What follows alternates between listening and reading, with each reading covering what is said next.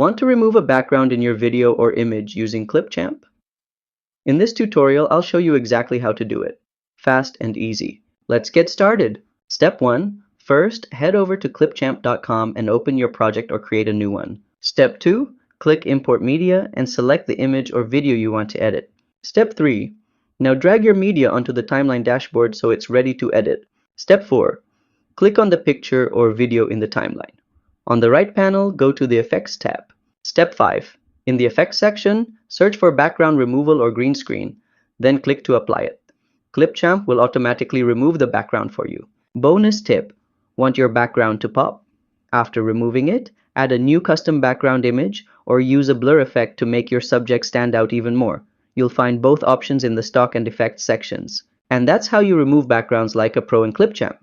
If this helped, give it a like and subscribe to How to Tutor for more quick tutorials. See you next time!